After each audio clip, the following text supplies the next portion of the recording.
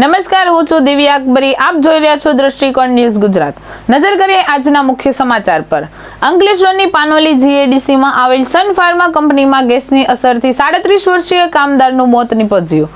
આ અંગેની જાણ થતાં કંપનીની બહાર અન્ય કામદારોના ટોળા એકત્રિત થઈ ગયા હતા અને મૃતકના કામદારના પરિવારને યોગ્ય વળતર મળી રહે તે માટે રજૂઆત કરવામાં આવી હતી. અંકલેશ્વરની પાનોલી જીએડીસીમાં આવેલ સન ફાર્મા કંપનીમાં 37 વર્ષીય કામદાર અલદ કદબા ભુએ પ્લાન્ટ નંબર 6 માં કામ કરતી વખતે રિકેટર નંબર 617 માં ટોલવીન પ્રોસેસ થઈ રહી હતી. તે વખતે અચાનક ટોલવીનની અસર લાગતા માથામાં દુખાવો શરૂ થયો હતો, જેને કંપનીના ઓએસસી ખાતે ખસેડવામાં આવ્યો હતો. ત્યાંથી તેની હાલત વધારે ગંભીર થતાં તેને વધુ સારવાર અર્થે અંકલેશ્વર જીઆઈડીસીને સ્થિત પદ્માસિંહ હોસ્પિટલ ખાતે સારવાર માટે દાખલ કરવામાં આવ્યો હતો, જ્યાં ટૂંકી સારવાર દરમિયાન શ્રમિક અલાદ કદબા ભુએનું મોત નીપજ્યું હતું. આ અંગેની જાણ થતાં જ કંપનીની બહાર અન્ય કામદારોના ટોળા એકત્રિત થઈ ગયા હતા અને કંપનીના ગેટ પાસે ભેગા થઈને મૃતકના પરિવારને યોગ્ય વળતર માટેની માંગણી કરી હતી. આ બનાવની જાણ થતાં આમ આદમી પાર્ટીના પ્રભારી નીતિન વસાવા કંપનીના ખાતે પહોંચી ગયા હતા અને મૃતક કામદારના પરિવારને ન્યાય મળી રહે તે માટે કંપની મેનેજમેન્ટને રજૂઆત કરી હતી. ઘટના અંગે પાનોલી પોલીસ મથકે ફરિયાદ આપતા પોલીસને તપાસ શરૂ કરી છે. આ મામલે ઇન્ડસ્ટ્રીયલ સેફટી અને હેલ્થ વિભાગ દ્વારા પણ તપાસ શરૂ કરવામાં આવી છે. નમસ્કાર, જય હિન્દ, જય ભારત.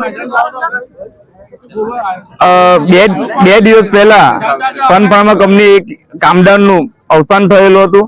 અમને આજે જાણ થતા અમે આજે સન ફાર્મા કંપનીની મુલાકાત આવ્યા ત્યારે જાણવા મળ્યું છે કે ગેસ લાગવાથી એક યુવાનની મૃત્યુ થયું છે. એક દુઃખદ ઘટના બની છે. આજે અંકલેશ્વર પાનોલી એવી જીઆઈડીસીમાં વારંવાર આવી ઘટનાઓ, ગેસ લાગવાથી યુવાનોનું મૃત્યુ થાય છે, કામદારનું મૃત્યુ થાય છે. ત્યારે આ કંપનીને આજે અમે રજૂઆત કરી છે કે એમને પરિવારને ન્યાય મળે, એમને સારું વળતર આપવામાં આવે. જો એમને ન્યાય નહીં આપવામાં આવે તો અમે અહીંયા રસ્તા પર એના ગેટ પર, કંપનીના ગેટ પર બેસીશું.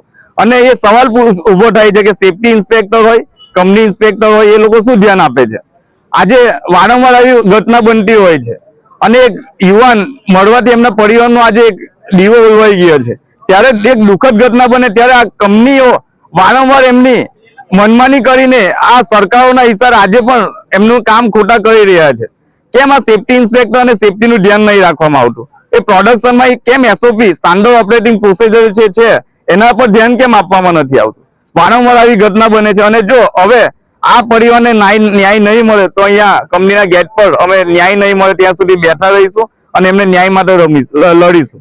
અને આજ સુધી જે આ વર્કરો બીજા છે, 1000 થી ઉપર વર્કરો છે, એમની સેફટી માટે આજે લખાણ લઈને જઈશું કે આવી ઘટના બીજી વાર નહીં બને. એમની ઈએસઆઈ હોય, મેડિક્લેમ હોય, એવી જે એમની વર્કરોની હશે એમને ન્યાય માટે અમે આજે પૂરેપૂરી રજૂઆત કરીને જઈશું. ધર્મેશ રાણા, દ્રષ્ટિકોણ ન્યૂઝ, અંકલેશ્વર.